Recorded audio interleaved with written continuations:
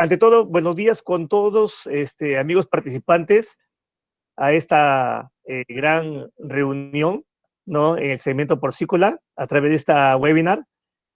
Zoetis con Quintia tenemos el agrado de poder presentar el día de hoy un tema sobre aspectos prácticos de la vacunación frente al PCV2, que obviamente es uno de los temas que está en boga en todos los países y es una problemática que enfrentamos en esta realidad y en este segmento. Por lo tanto, hemos creído conveniente invitar a un expositor de talla mundial, como es el doctor Joaquín Segalés, a quien lo dejo para que empiece su exposición y ante todo reiterarle mi agradecimiento a todos ustedes. Quien les habla, soy Franz Coronel, soy gerente del área de porcicultura en Zoetis y también nos acompaña de parte de Quintia nuestro amigo y colega Alberto Villanueva, gerente también del área de porcicultura, y Ángel Medina, quien es nuestro coordinador de negocios para todo el país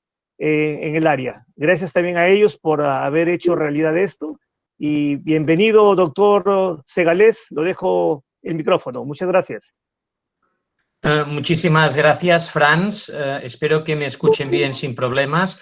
Para mí es un placer pues, poder estar, para mí esta tarde, para ustedes por la mañana, pues en este web seminar y por supuesto agradecer mucho a Zoetis pues la invitación para ello y hablar específicamente pues de aspectos prácticos en relación a la vacunación frente a circovirus porcino tipo 2. Lo primero, si me permiten, voy a ver si puedo que ustedes vean la presentación sin problemas. Esta es la primera cuestión. Vamos a ver si la podemos compartir sin problemas. Entonces, ¿están viendo la presentación? ¿Ven que he cambiado de diapositiva? Sí, vemos que cambiaste de diapositiva. Perfecto. Pues ahora sí. La luz, Marcelito, por favor. Perfectamente, pues mil disculpas por ello. Pues bueno, tal como hemos comentado, la idea de esta mañana para ustedes, esta tarde para mí, pues es comentar algunos aspectos prácticos de la vacunación frente a circovirus porcino tipo 2.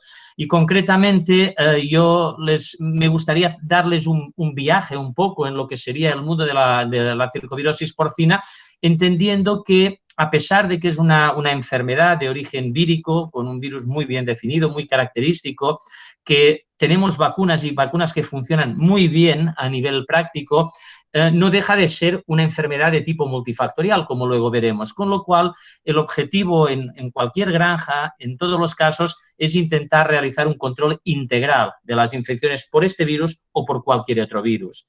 Lógicamente, tiene una importancia muy grande todo lo que tiene que ver con inmunidad maternal. Por tanto, vamos a ver ese concepto de inmunidad maternal aplicado a eficacia vacunal. Les voy a hablar también de un cambio que ha habido, está habiendo y podría darse, en algunas granjas igual no se ha dado, en relación a la epidemiología del virus, dado que eso tiene connotaciones, tiene consecuencias para la eficacia vacunal. Y también un punto muy importante, que es quizá un volver a lo básico, un back to the basics, básicamente en relación al diagnóstico de la enfermedad de la circovirosis porcina. ¿Y por qué les quiero comentar un poco en relación a diagnóstico? Porque una de las circunstancias que se están dando en los últimos años es que hay granjas en las cuales se está vacunando, que tenían unos rendimientos productivos muy buenos, pero que pues más recientemente han desarrollado problemas de desmedro, de pérdida de peso en algunos animales y que muchas veces se ha supuesto, de alguna manera se ha hipotetizado que igual las vacunas ya no están funcionando tan bien, que es una circovirosis porcina y la vacuna no está funcionando. Pero bueno, hay que pensar que causas de desmedro en porcino hay muchas. Por tanto, es fundamental que en todos los casos confirmemos el diagnóstico, porque si no podríamos caer en el error fácilmente, y lo hemos visto con bastante frecuencia, de asumir que algo pueda ser una circovirosis porcina cuando realmente no lo es. ¿De acuerdo? Por tanto, esos aspectos diagnósticos que comentaremos al final. Cuando hablo de control integral, me refiero a que hay que ver un poco más allá de lo que sería la vacuna y a quién voy a vacunar, sea cerda o sea lechón o sea ambos. Es decir, estos son dos piezas del puzzle, pero no son las únicas piezas. Tienen que pensar ustedes que, lógicamente, el virus va a continuar circulando en nuestras granjas. ¿Qué quiere decir eso? Pues que las vacunas son muy eficaces, pero no establecen una inmunidad neutralizante en el sentido de que el virus desaparece de la granja. La presión de infección por el virus, lógicamente, disminuye y disminuye considerablemente, pero continúa en nuestras granjas. Por tanto, eso es importante. También para aquellos que ya tengan una cierta edad, que hayan vivido casos de circovirosis porcina en ausencia de disponibilidad vacunal, pues sabrán perfectamente que es una enfermedad que los factores de riesgo juegan un papel fundamental. Es decir, hay toda una serie de factores relacionados con el medio ambiente, es decir, con las condiciones de la granja, relacionadas con el propio huésped, con el cerdo, situación inmunológica, presión de infección, etcétera, pero también relacionadas con incluso la genética del propio huésped o, como no, coinfecciones. Por tanto, esos factores de riesgo que antaño eran los elementos que pretendíamos controlar de alguna manera, pueden continuar acechando en nuestras granjas, con lo cual no los perdamos de vista. También es importante el personal. Una de las cuestiones que se vio muy claramente en la época donde no había vacunas era el hecho de que, dependiendo de las capacidades del personal de nuestra granja, teníamos más o menos problemas. Y el laboratorio lo pongo también de una forma clara por lo que comentaba al principio. En caso de que veamos un desmedro, ¿estamos seguros que este desmedro está causado por circovirus porcino tipo 2? Bueno, al fin y al cabo, la respuesta a esta pregunta nos la acabará dando el laboratorio. De ahí la importancia que pueda tener. Pero esto dice algo muy concreto en relación a esta enfermedad. Concretamente, que la circovirosis porcina, a pesar de que tengamos unas vacunas muy eficaces, continúa siendo tan multifactorial como el primer día. ¿Y por qué digo esto? Porque en un momento dado tienen que pensar que, además de la vacunación, no podemos olvidar otros efectos importantes que tenemos que hacer en la granja. Dicho de otra manera, la vacuna no es la solución a otros problemas que tenga la granja. Si tiene otros problemas, tenemos que resolverlos. Y de hecho, lo que les presento aquí es un estudio que se publicó, fíjense, en 2013, ya hace unos cuantos años, donde de alguna manera se realizaba un estudio de modelización, por tanto es un estudio de base teórica, pero en la cual de alguna manera se jugaba con temas relacionados con las dietas, con el pienso, con lo que sería la densidad de animales, serían los cuadrados de color rojo, relacionadas con la bioseguridad, este triángulo de color verde, o con la vacunación, que sería la cruz que pueden ver aquí. Y lo que diseñaron estos investigadores fue distintos escenarios potenciales.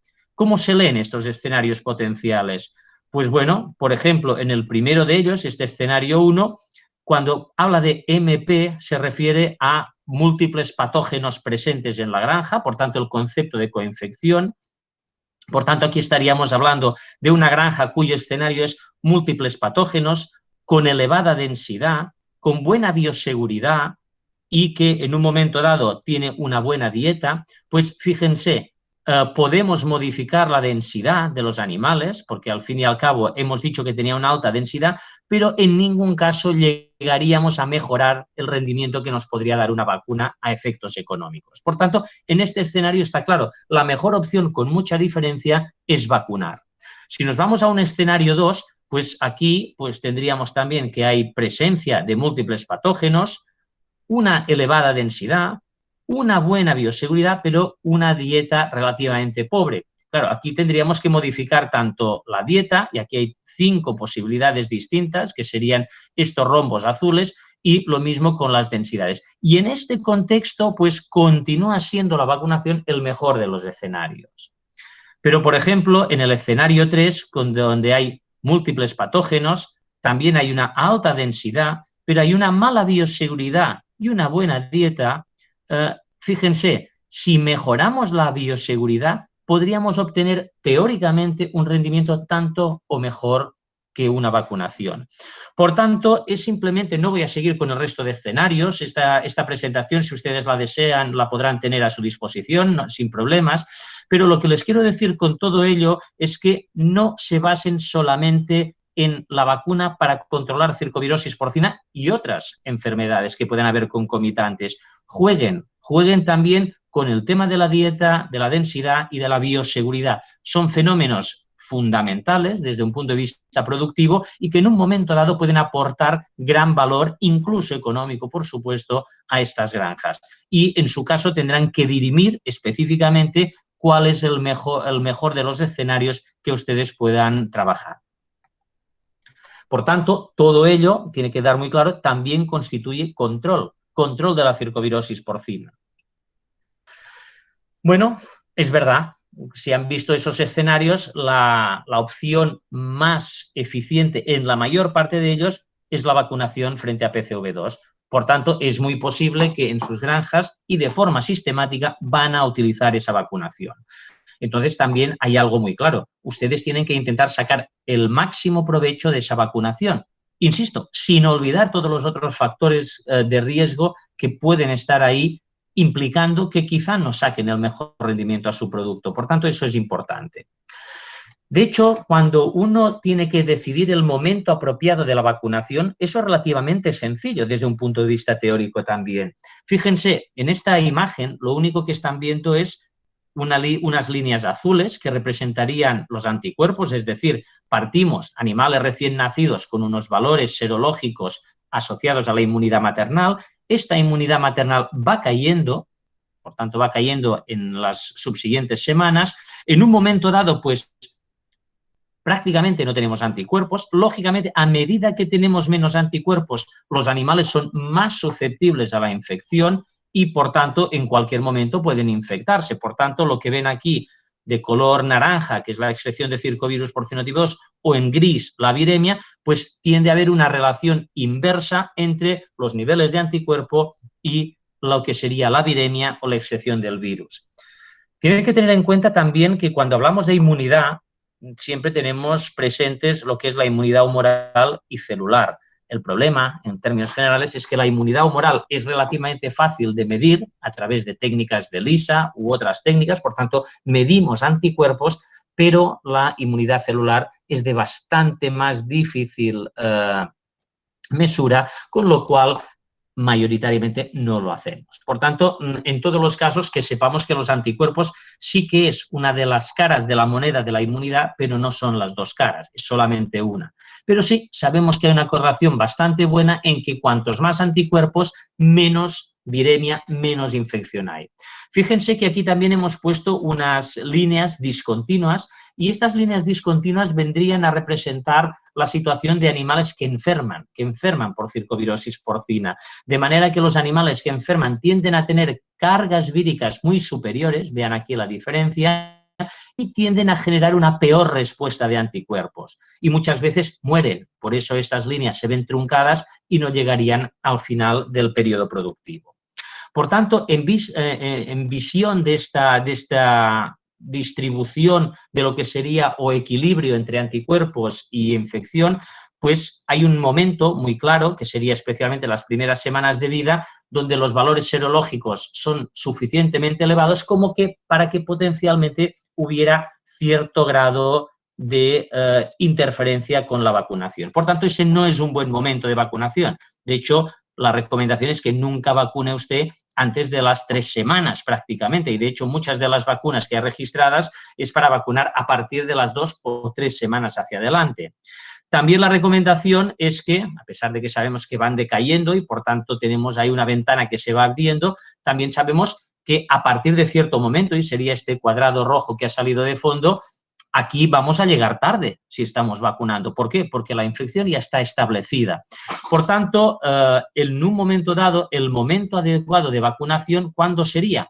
Pues esta ventana verde que verían ustedes aquí, ¿por qué? Porque sería un momento donde aún disponemos de inmunidad maternal, no suficiente como para interferir en lo que es eficacia vacunal y sí lo suficientemente con antelación a que se establezca la infección de una forma clara. Por tanto, esta ventana, que puede variar según granja, pues es la que nos permitiría vacunar con un cierto o con una certeza de alguna manera de que nos va a funcionar.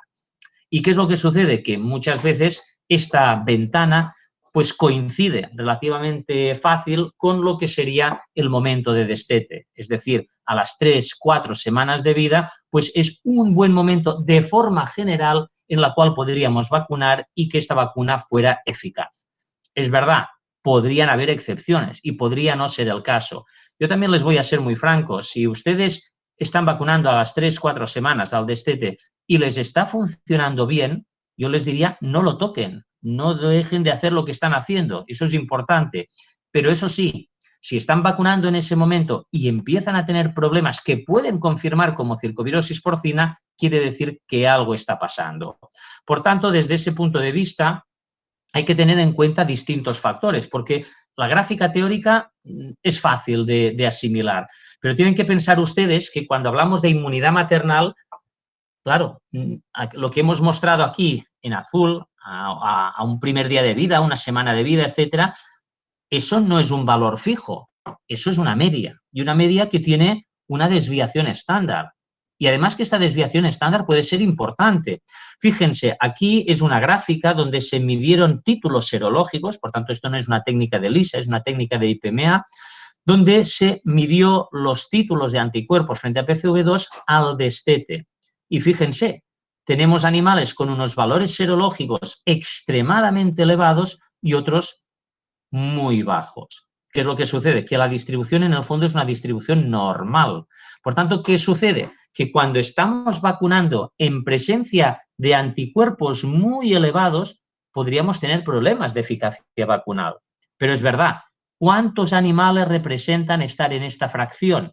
Quizás son muy pocos. Si son muy pocos, no notaremos gran cosa a efectos de granja y de población.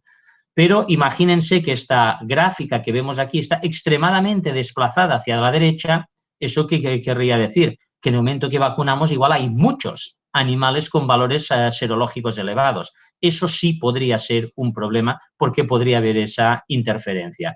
Por tanto, recordemos que siempre estamos trabajando con poblaciones, no trabajamos solamente con un animal o con una media. La media no existe en el fondo, lo que existe es esa desviación estándar.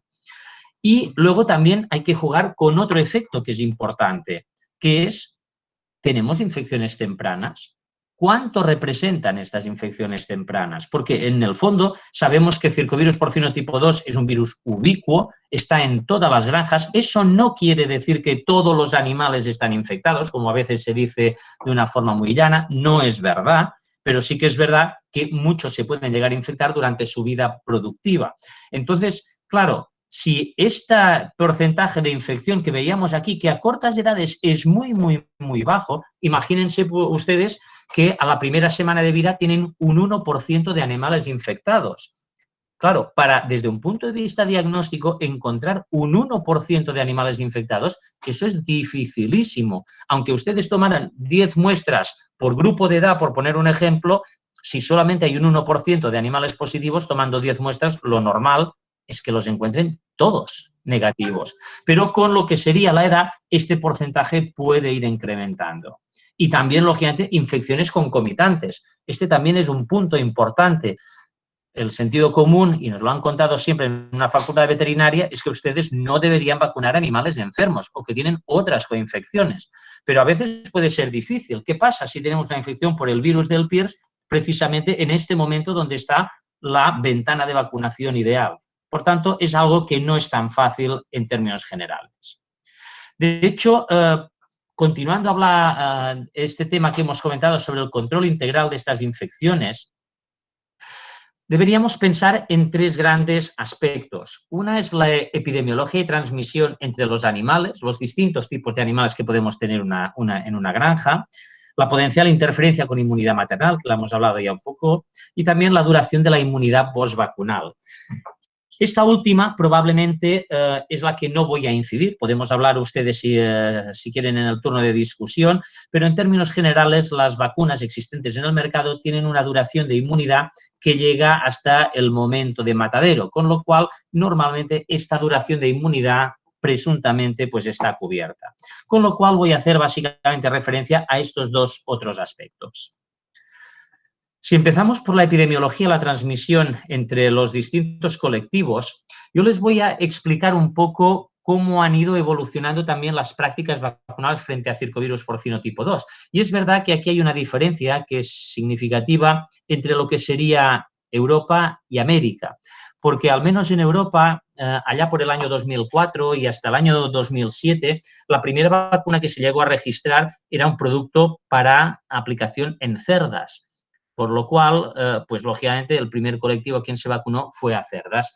Esto es verdad que no pasó en las Américas, y en América generalmente se empezó vacunando el lechón. ¿De acuerdo? De hecho, es lo que pasó también en Europa, que inicialmente empezamos vacunando cerda, pero acabamos mayoritariamente vacunando lechón. También es verdad que luego nos dimos cuenta que era importante que vacunáramos la reposición. Luego explicaré el por qué. Con lo cual, una práctica muy habitual era vacunar lechón y reposición, que es probablemente la práctica más habitual que aún a día de hoy se está haciendo en Europa y también en Norteamérica, al menos. Ustedes me dirán si también es una práctica habitual en Perú o en alguno de los países que ustedes puedan representar. E incluso hay que plantearse también, ¿tiene sentido vacunar al lechón, la reposición y, por qué no, a cerdas y berracos? Pues la realidad es que desde un punto de vista científico-técnico todo tiene su cabida, en el sentido de que vacunar a las cerdas también tiene sentido. Lo que pasa que si vacunamos a las cerdas, eso tendrá consecuencias sobre la vacunación del lechón, y eso lo comentaremos también. Bueno, ¿qué es lo que sucede con esta cadencia que hemos comentado aquí?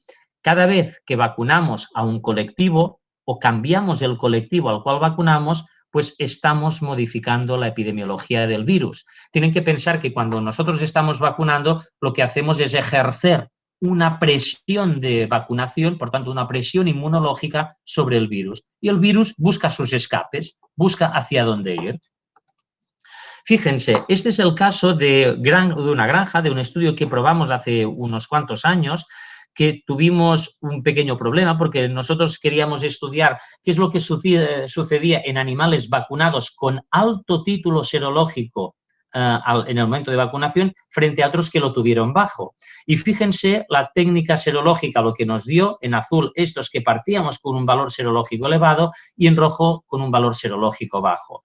Que al final del periodo productivo, 24 semanas, en un momento que fueron destinados ya a matadero, pues no habían seroconvertido. ¿Qué quiere decir eso? Que a pesar de que por PCR, como pueden ver en estas columnas aquí, encontramos algunos animales positivos, pero fueron porcentajes muy bajos realmente, pues no logró, desde un punto de vista colectivo, lograr una seroconversión efectiva. Claro, ahora imagínense por un momento este grupo de animales. Si este grupo de animales va a matadero, se acabó. Pero si este grupo de animales corresponde a una reposición y esa reposición no la vacuno, eso quiere decir que voy a generar animales seronegativos. Seronegativos que voy a incorporar en una granja donde el virus circula. Entonces, lógicamente, ustedes verán que aquí hay un riesgo intrínseco importante. Fíjense, este también es un trabajo que hicimos hace unos años, donde lo que buscamos fue la evidencia serológica en cerdas de distinto número de paridad. Aquí ven paridad 0, por tanto serían nulíparas, paridad 1, 2, 3 y sucesivamente. Si se fijan, las cerdas nulíparas, la línea azul o violeta que ven ustedes aquí es el punto de corte de la técnica de ELISA, pues verán claramente que las cerdas nulíparas son claramente seropositivas y además con unos valores serológicos elevados. ¿De acuerdo? Eso quiere decir que tengo inmunidad de grupo de esas nulíparas importante. Pero fíjense a partir de la paridad 1 hacia adelante. Empiezo a tener animales que al menos por punto de corte de la ELISA ya tengo negativos así como positivos, además de una variabilidad bastante importante. Fíjense, también en paridad 2, 3, 4, otros que aparecen negativos, etc. Este perfil no deja de ser un perfil específico de granja, es decir, cada granja va a tener el suyo y si queremos averiguar cuál es, habrá que hacer pues la serología correspondiente. Siempre hemos dicho que la serología no es una herramienta que permita diagnosticar la circovirosis porcina. Es verdad, no permite un diagnóstico, pero sí permite una monitorización de lo que serían los anticuerpos frente al virus. Y puede ser muy útil. Lo que nos está diciendo esta imagen es simplemente que en una misma granja tengo subpoblaciones serológicamente diversas. Por tanto, si ustedes hacen un poco de extrapolación con otras enfermedades del cerdo, el mero hecho de tener subpoblaciones en una granja hace que tengamos animales que sean susceptibles a la infección y, por tanto, potencialmente susceptibles a poder padecer la enfermedad o que los lechones de esas cerdas puedan padecer la enfermedad. Bueno, entonces les voy a contar un poco cómo hemos cambiado esta epidemiología que comentábamos y les voy a poner un escenario o una serie de escenarios que no son habituales, pero me gustaría que los conocieran y que puedan ser motivo de discusión a posteriori, porque en algunos casos hemos visto que se ha dado esta situación y, por tanto, tenemos que ser capaces de revertir cuando tenemos un problema. Fíjense, este sería el escenario prevacunación. Lógicamente, cuando no teníamos la vacuna disponible, en general las cerdas se habían infectado, eran seropositivas e incluso tenían elevados valores serológicos, que lógicamente pasaban a sus lechones por transferencia de inmunidad maternal, pero ¿qué es lo que sucede? Que cuando la infección natural aparece, cuando lógicamente desaparece esa inmunidad maternal, algunos de los animales, un porcentaje que podía ser variable según granja, desarrollaban lo que aquí está puesto como PCV2-SD, que es la enfermedad sistémica por circovirus porcino tipo 2 o lo que llamamos habitualmente circovirosis porcina. Pero además pasaba algo que desconocíamos, que teníamos toda una serie de animales que estaban sanísimos desde un punto de vista clínico, pero que no ganaban todo el peso que nosotros o que potencialmente podían. Y es cuando descubrimos la infección subclínica por circovirus porcino tipo 2. ¿De acuerdo? Pero en ese momento no lo sabíamos. De hecho, esta infección subclínica la descubrimos a tenor del uso de vacunación. Pero bueno, este era el escenario prevacunación. Si en mi granja tenía pocos casos de circovirosis porcina, estaba contento. Si tenía muchos, estaba desesperado, literalmente. ¿Qué es lo que sucede? Bueno, pues que inicialmente se empieza a vacunar. Por tanto, ¿qué es lo que sucede? Pues que venimos de un escenario donde las cerdas son mayoritariamente seropositivas y con valores serológicos altos. Pero empezamos a vacunar lechones con un cierto nivel de inmunidad maternal. Si efectivamente no vacunábamos demasiado temprano y, como les decía, pues la vacunación alrededor de lo que sería el destete, pues podía ser eficaz, ¿qué sucedía? Que desaparecían los casos de circovirosis porcina, veíamos los animales sanos y encima nos da la sensación de que crecen más. Y efectivamente lo confirmamos, crecen más. Por tanto, controlamos también la infección subclínica por circovirus porcino tipo 2. Muchos menos animales se nos infectan en este contexto de vacunación inicial. Por tanto, ¿cuál es también la percepción general al principio del uso de la vacuna? Siempre que la aplico, funciona y funciona muy bien. Por tanto, uno de los mayores logros vacunales en los últimos 30-40 años en la industria porcina. Continuemos. Lógicamente, en este escenario de vacunación empieza a generalizarse porque las integraciones, los granjeros se dan cuenta que incluso en granjas que no tienen problemas con circovirosis porcina, mejoran sus parámetros productivos. Los animales crecen más. ¿Por qué? Porque controla la infección subclínica, básicamente. Por tanto, tenemos este escenario, que es el que que hemos comentado anteriormente, pero ¿qué es lo que sucede? Lo que han visto ustedes antes en esa figura, que la presión de infección tiende a ser baja y, por tanto, podemos generar animales que al final de lo que sería el engorde son seronegativos. Esto no nos había pasado, porque antes de que hubiera vacunación, pues lógicamente había una seroconversión y, por tanto, todos los animales a edad de matadero eran seropositivos. Aquí no. Aquí estamos en un escenario donde estamos empezando a ver grupos de animales que no seroconvierten. Bueno, claro, si tengo una serie de lotes o grupos que no me seroconvierten, pues estoy generando probablemente primerizas seronegativas y, por tanto, estoy generando subpoblaciones en relación a circovirus porcino tipo 2. Por tanto, este es un efecto importante. Fíjense que hemos hecho lo que nos recomendaban, empezar a vacunar y vacunar sistemáticamente, funciona muy bien, pero haciendo eso hemos cambiado la epidemiología, hemos generado subpoblaciones. Y esto, lógicamente, se va produciendo con el tiempo. Esto no es inmediato, esto tarda y puede tardar incluso años en una misma granja que eso se establezca. Y luego piensen una cosa, estas subpoblaciones pueden ser susceptibles o los lechones procedentes de estas subpoblaciones de cerdas.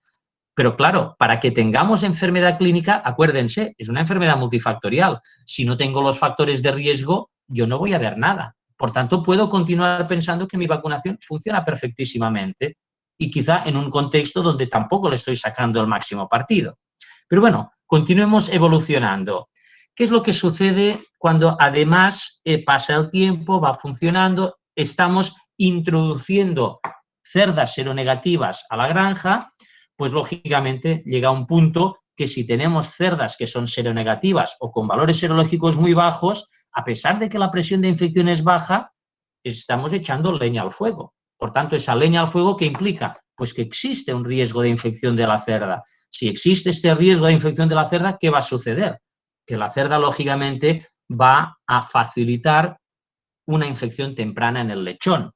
Por tanto, si tenemos una infección temprana en el lechón, que podría ser incluso intrauterina, lo que va a suceder es que cuando estemos vacunando esos lechones, que lo vamos a hacer en el mismo momento que lo hemos hecho siempre alrededor del destete, estamos efectivamente vacunando lechones que quizá no tienen inmunidad prácticamente. Y es más, algunos pueden estar infectados. Con lo cual, si estamos vacunando cerdos que ya están infectados, ¿qué sucede?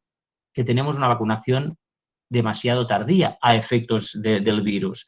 Y podría ser que hubiera menos efecto. Y por tanto que volviéramos a ver casos de circovirosis porcina generalmente tempranos, en animales de 6, 7, 8, 9 semanas de vida, no tanto en un engorde, además de, lógicamente, otro grupo de animales que estarán perfectamente sanos. Pero claro, en este escenario la primera pregunta es, pero si estoy haciendo lo de siempre, estoy vacunando como siempre, ¿por qué ahora tengo algunos casos de circovirosis porcina que igual no son tan graves como los de antaño, pero que los tengo?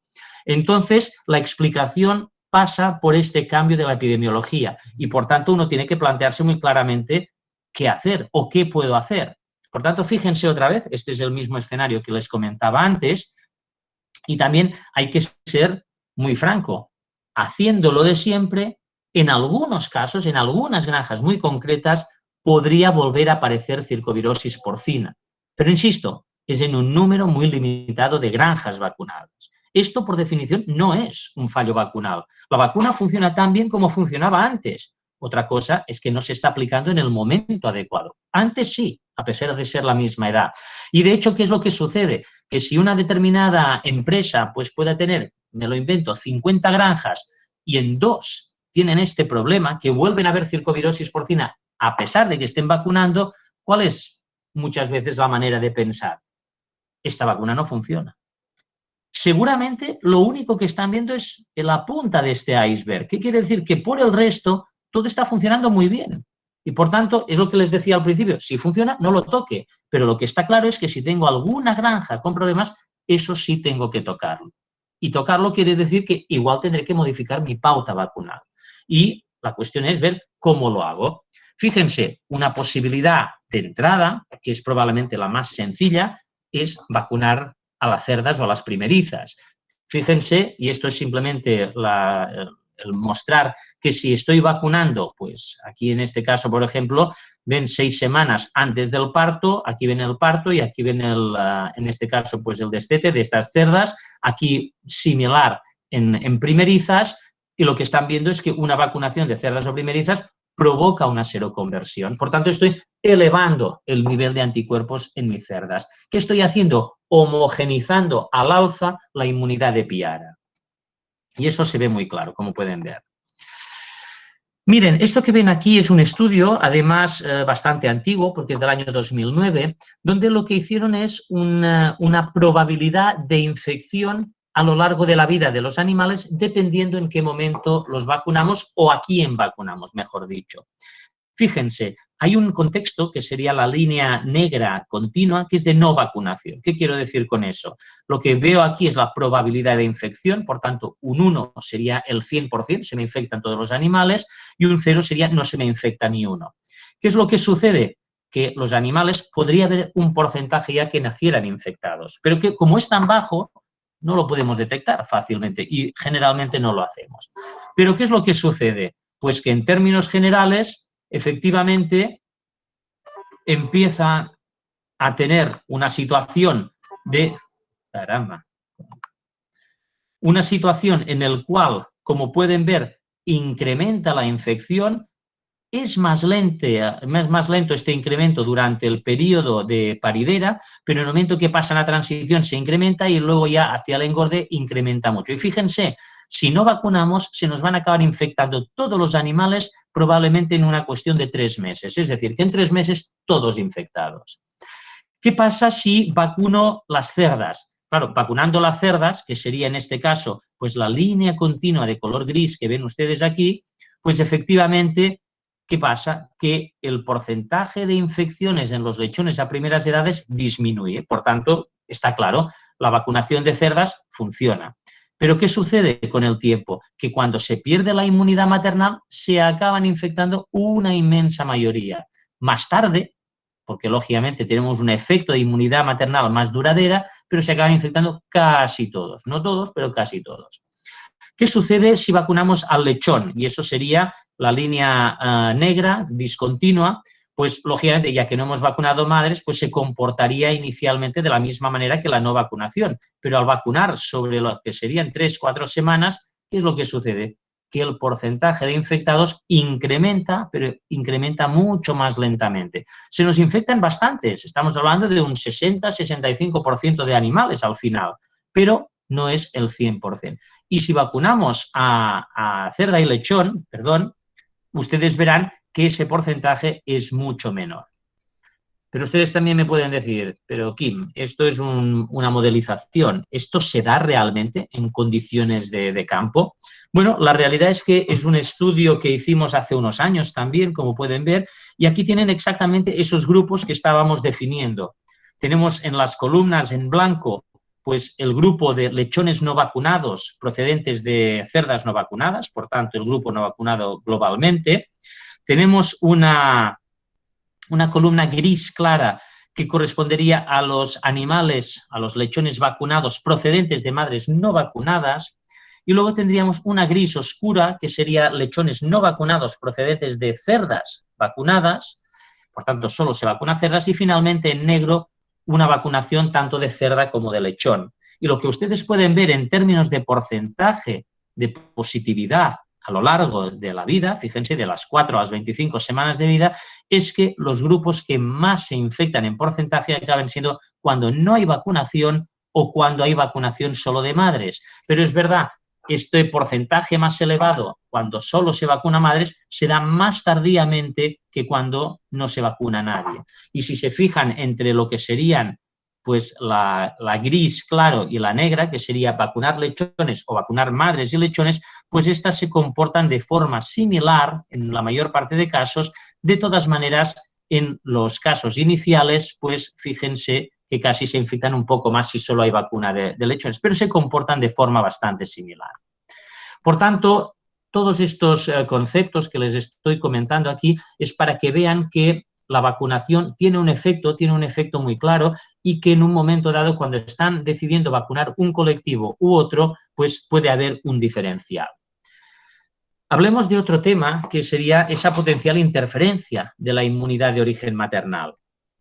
Bueno, si nos retrotraemos a los primeros estudios del año 2008, y concretamente en este estudio que se publicó con una de las primeras vacunas registradas, pues llegaron a una conclusión muy clara. No hay, aparentemente, interferencia de la eficacia vacunal con los anticuerpos de origen materno, con la vacunación. Entonces, esto lo miraron simplemente dividiendo a la población de animales en dos grandes categorías, con un valor serológico menor de 1.000, aquí había una titulación con una técnica, o más grande de 1.000. A ver, este tipo de agrupamiento es poco recomendable por una sencilla razón, porque si menor de 1.000, pero casi todos están cerca de ese 1.000, pues lógicamente la diferencia entre alto y bajo es muy, muy tenue. Por tanto, luego, lógicamente, no tiene por qué haber ninguna aparente interferencia con la inmunidad maternal. Pero bueno, lo que sí sabemos a día de hoy es que hay evidencia de interferencia entre los niveles de inmunidad maternal y la seroconversión que ofrece las vacunas. Y es más, eso se lo puedo decir, que todas las vacunas tienen el mismo problema. Es decir, que cuanto más alta sea la inmunidad maternal, mayor el grado de interferencia con la seroconversión. Por tanto, eso no es ninguna novedad, eso ya lo sabemos de hace años. La pregunta clave aquí es, ¿hay algún determinado nivel de anticuerpos maternales que también interfiera con lo que es eficacia vacunal? Y normalmente la eficacia vacunal la podemos medir de muchas maneras, pero uno de los parámetros más aceptados sería la ganancia de peso diario. Por tanto, una de las cosas que hicimos también hace unos años, quisimos testar qué es lo que sucede cuando vacunamos a lechones, pues con valores serológicos muy altos. Y lo que hicimos simplemente fue seleccionar pues un número de lechones elevados y luego categorizarlos, aquí simplemente es el número de lechones, respecto a valores serológicos muy bajos y muy altos. Y cuando digo muy altos, son altísimos. De hecho, los creamos artificialmente, simplemente por la vacunación de las madres poco antes de parir, 3 y 6 semanas antes de parir. Claro, la pregunta que queríamos responder es, ¿qué pasa cuando vacunamos a los animales con unos niveles de inmunidad maternal muy elevada? Por tanto, lo que hicimos fue escoger los 10 animales con mayores valores serológicos y los vacunamos. Y estos son los resultados. Fíjense, comparamos estos 10 con los valores más elevados respecto al resto, que eran 151, con los valores más bajos. Y fíjense el grado de crecimiento y, por tanto, la ganancia media diaria desde la semana 2 hasta la semana 25. Como pueden ver, estos 10 animales solo crecieron 539 gramos por día, mientras que los otros 151 crecieron 591 gramos por día. Si ustedes hacen unos números, la diferencia es de 52 gramos por día durante este periodo. Alguien podría decir que esto es una barbaridad, y de hecho lo es. Es una diferencia muy, muy, muy grande. Que uno pensaría rápidamente, esto tiene que ser significativo. Pero hicimos estadística y no es significativo. Y no es significativo básicamente porque tenemos una cifra muy baja de animales aquí. Solo tenemos 10. ¿Qué hubiera pasado si aquí hubiéramos tenido 100 y aquí 1.500, o aquí 1.000 y aquí 15.000? Probablemente eso hubiera sido muy significativo, pero numéricamente esto no es el caso.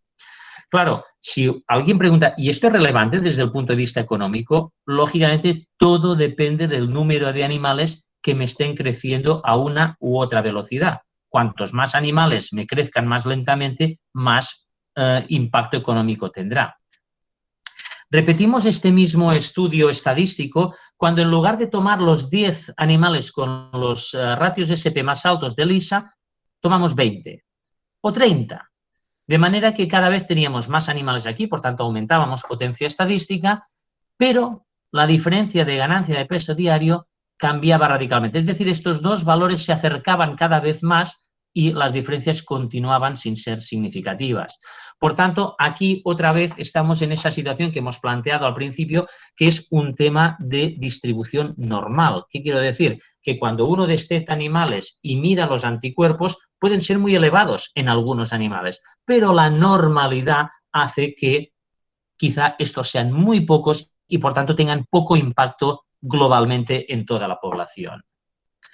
De hecho, en otro estudio en el cual participamos también no hace mucho, pues lo que estuvimos estudiando con una determinada vacuna es el crecimiento diario en cerdos vacunados y no vacunados. Y lo que estábamos viendo es un poco lo que sería el título serológico en el momento de la vacunación o no vacunación, que aproximadamente era entre las 3 y 4 semanas, y lo que ustedes pueden ver aquí, tanto en comparación, es que los animales vacunados, que podían tener unos valores serológicos o muy bajos o muy altos, pues prácticamente no afectaba en lo que es el crecimiento diario, es decir, era muy, muy similar. Es verdad, fíjense que los animales no vacunados con valores serológicos muy altos, en cuanto a valor, crecían tanto como los vacunados casi. Por tanto, uno podría llegar a la conclusión de que si tengo animales con valores serológicos elevadísimos al destete, no vale la pena vacunarlos. Y sería verdad, sería verdad. El problema de esto es que, ¿cuáles son estos animales? No podemos saberlo, a no ser que hiciéramos serología de todos y cada uno de ellos, cosa que no tiene sentido. Pero fíjense que, en cambio, los animales no vacunados con títulos serológicos bajos o medios crecen claramente menos. Aquí en las gráficas parece que las líneas están muy cerca, pero piensen que entre aquí y aquí puede haber 50 gramos de diferencia, por tanto, es bastante significativo. ¿De acuerdo? Por tanto, al menos en este estudio no se evidenció un efecto del título serológico en el momento de la vacunación sobre la ganancia de peso diario. Y de hecho, también es verdad que hay otros estudios, esta es con una vacuna distinta, donde sí que una vez combinaban momentos de vacunación de cerda y de lechón, se daban cuenta que no todas las combinaciones tenían el mismo resultado. Con lo cual, para esa vacuna concreta, la combinación de vacunación de cerdas en el momento de lo que sería la inseminación artificial y los lechones a las 6 semanas de edad, era lo que para esa granja, en ese condicionante, daba mejor resultado. Por tanto, eso nos está diciendo que probablemente personalizar la vacunación en la granja puede ser interesante en algunos casos. Ellos lo achacaban básicamente que podría haber cierto grado de interferencia de la inmunidad maternal en relación a una inducción de una respuesta inmune eficiente. Pero hay que ser muy franco en esta situación. Esta potencial interferencia de la inmunidad maternal quizás no sea idéntica en todas las vacunas. Es decir, todas las vacunas son capaces de sobreponerse a cierto nivel de inmunidad maternal, pero igual no a todos los niveles y en la misma medida. Lógicamente, la manera ideal de estudiarlo sería comparando directamente las distintas vacunas en una misma granja y ver cómo evoluciona. Pero este es un estudio carísimo. Si hay alguien entre ustedes que quiera financiarlo, les aseguro que yo encantado de que lo podamos ejecutar. Por tanto, este es un tema abierto aún. Y para ir acabando, simplemente hacer un poco referencia a temas de diagnóstico de la circovirosis porcina. Y aquí les he puesto un boomerang porque es un poco algo que está de vuelta. ¿Por qué? Porque inicialmente, cuando conocíamos poco la infección, era muy importante saber si era circovirosis porcina o no, porque si no lo era, seguramente teníamos otras herramientas. Porque si lo era, teníamos un problema, no había vacuna en ese momento. Pero si no lo era, efectivamente teníamos algo que hacer.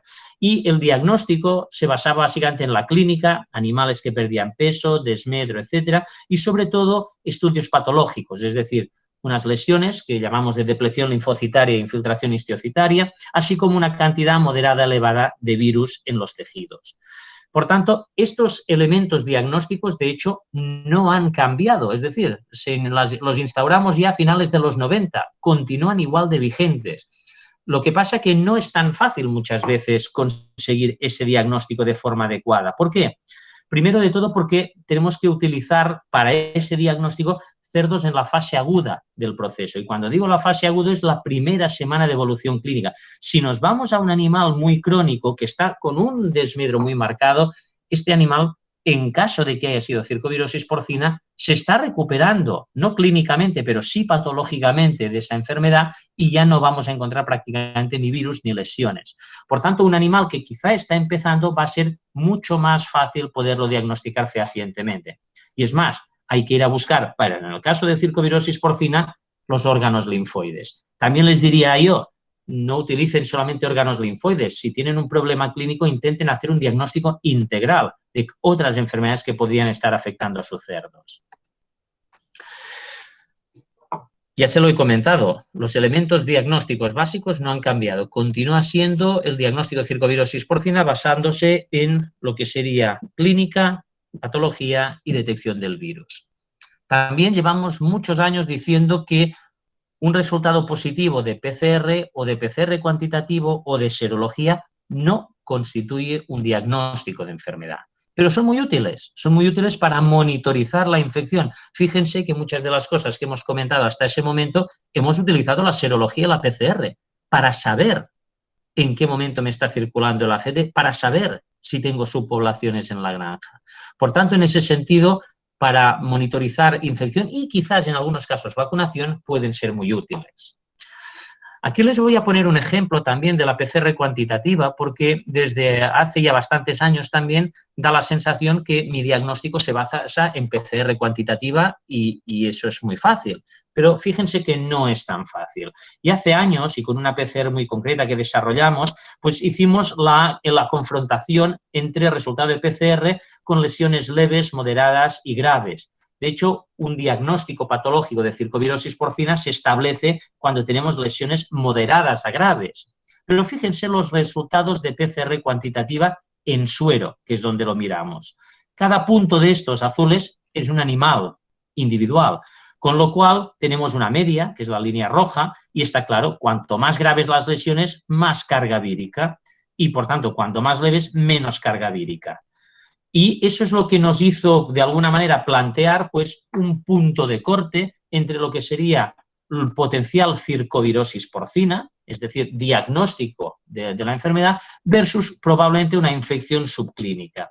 Pero fíjense, aquí hay toda una serie de animales, que no es menor, que tienen unas cargas víricas de menos de 10 a la 7 copias de genoma de circovirus por mililitro en suero, pero que en cambio son patológicamente diagnosticados como circovirosis porcina, pero están por debajo de 10 a la 7, por tanto no los diagnosticaríamos como tal. Y también tenemos una parte de población que está por encima y que, especialmente estos dos de aquí, que los diagnosticaríamos como circovirosis porcina cuando no lo son. Por tanto, la PCR cuantitativa vuelve a ser una buena herramienta de monitorización y sobre todo colectiva, de grupo, no para un individuo concreto, porque un valor de 10 a la 7 con una PCR cuantitativa no sabremos si tiene o no tiene circovirosis porcina. Y es más, dependiendo de qué tipo de PCR cuantitativa utilicen ustedes, igual para una un 10 a la 7 es una enfermedad clara de circovirosis porcina, con otra quizás no. ¿Por qué? Porque tienen niveles de sensibilidad de detección distintas. Por tanto, lo que se nos pregunta muchas veces es que cuáles son esos límites de alerta para diagnosticar una circovirosis porcina, si podemos disponer de técnicas tipo ELISA, PCR en suero, PCR en pulmón o en linfonodo o cuerdas. Bueno, ya les he dicho, con ELISA no van a tener ningún límite de alerta porque no es diagnóstica en ningún caso. Con PCR en suero se ha propuesto este 10 a la 7, pero ya les decía hace un momento que eso dependerá del tipo de PCR y que tiene que orientarse a nivel poblacional, no a nivel individual. Si estamos haciendo la PCR cuantitativa en algún tejido tipo pulmón o linfonodo, este 10 a la 7 pasa automáticamente a ser 10 a la 9 o 10 a la 10. Tiene que haber mucho más virus, porque en tejidos tenemos mucho más virus que en sangre. Y si me hablan de PCR en cuerdas, en fluidos orales, tampoco no tenemos ningún nivel concreto donde podamos decir a partir de aquí es enfermedad o no. Por tanto, ¿está usted seguro de que si tiene ese 10 a la 7 va a ser una circovirosis porcina? La realidad es que no podemos estar seguros a día de hoy. Por eso no recomendamos que basen su diagnóstico exclusivamente en PCR o PCR cuantitativa. Y ya para acabar, y con eso podemos dar paso a las preguntas que crean convenientes, pues concluir que las vacunas frente a circovirus porcino tipo 2 funcionan muy bien. Son probablemente de los avances tecnológicos más importantes que ha tenido la industria porcina a nivel de biológicos en los últimos 30, 40 años, pero lógicamente hay que intentar sacarles el mejor partido, hay que aplicarles en el mejor momento, en el momento más adecuado. Hay que ser consciente que a través de vacunación cambiamos la epidemiología del virus. En algunas granjas esto es más evidente y es más evidente porque volvemos a ver casos de circovirosis porcina y son precisamente en estos pocos casos donde hay que estar preparado para monitorizar la infección y, por tanto, en último caso, adaptar los protocolos vacunales a una nueva situación. Por supuesto, cualquier estrategia óptima de vacunación tiene que balancear niveles de inmunidad pasiva, prácticas de manejo y momento de la infección.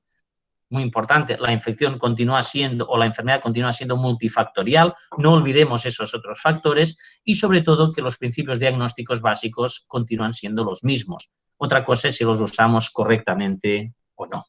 Y con eso concluyo mi presentación. Muchas gracias por su atención.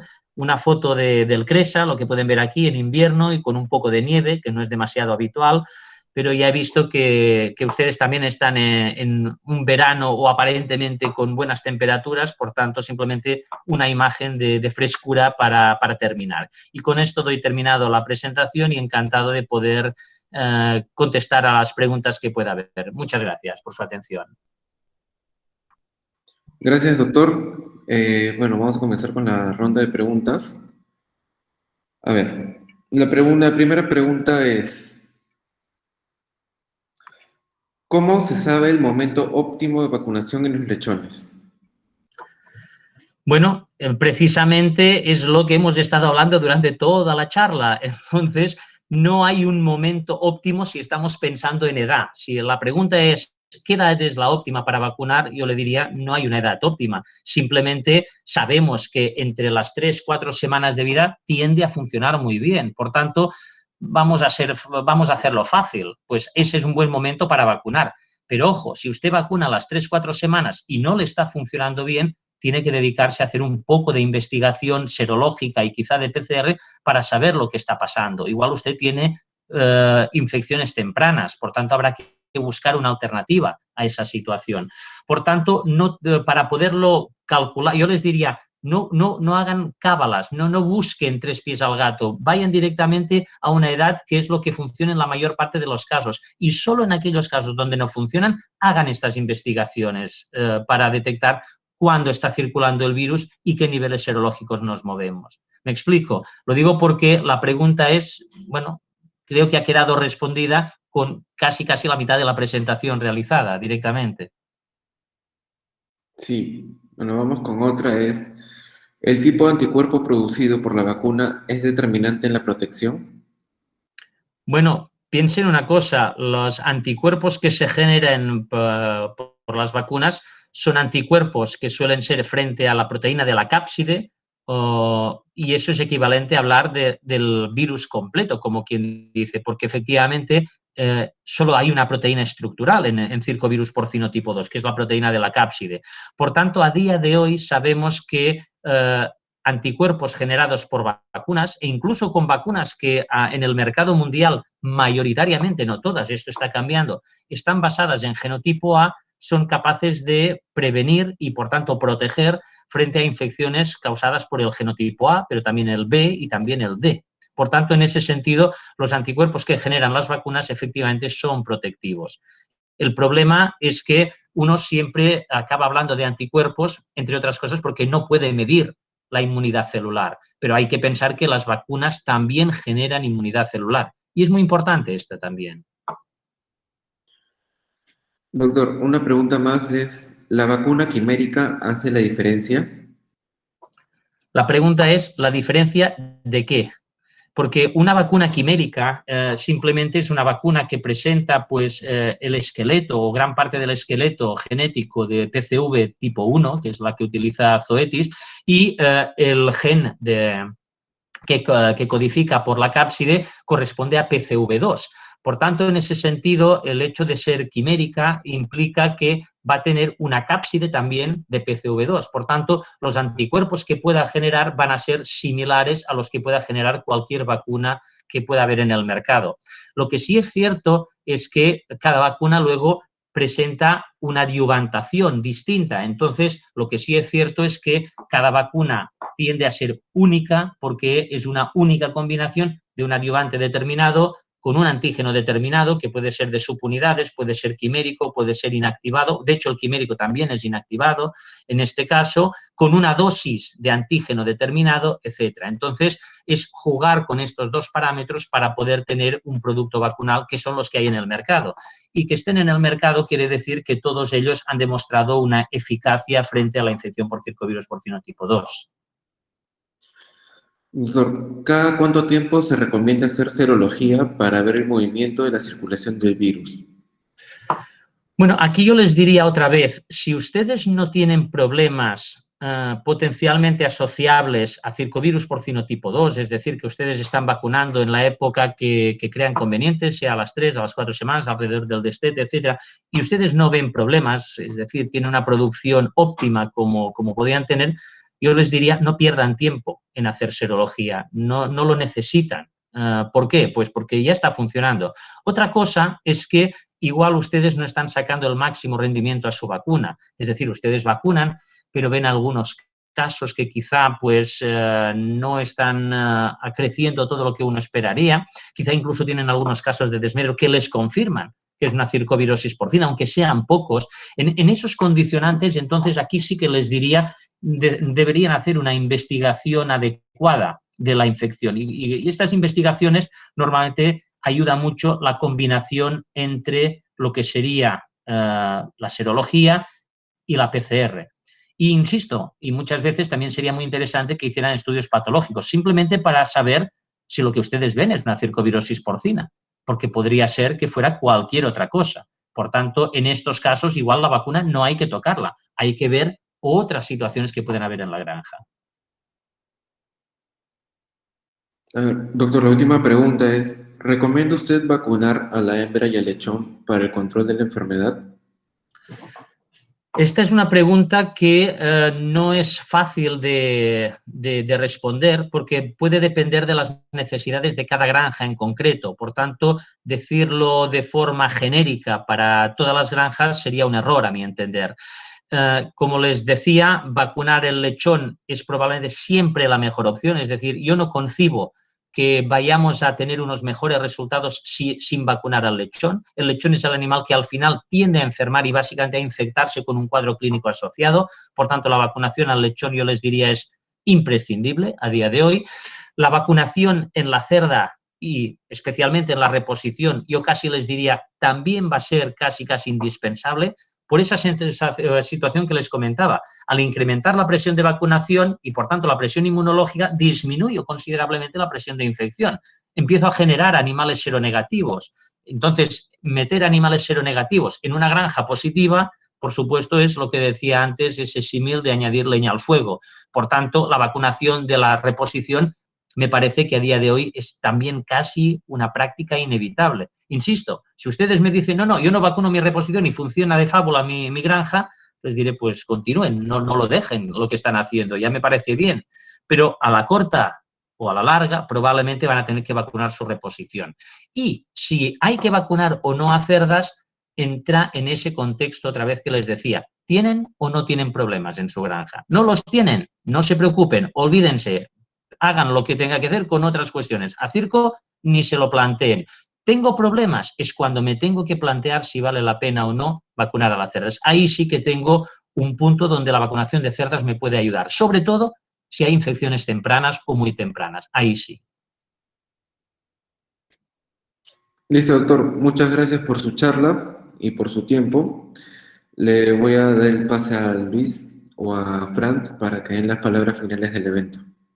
Muchas gracias a ustedes, un placer. Sí. Bueno, en esta oportunidad, Luis, por favor, te cedo para que des el agradecimiento correspondiente. Doctor Segalés y a todos, muchas gracias de su parte, de parte de su Siquilla, por mi parte, muchas gracias a todos. Gracias por su asistencia, doctor Segalés, una magnífica charla, y bueno, estamos en contacto para otro webinar más adelante. Así que tengan buen fin de semana. Hasta luego.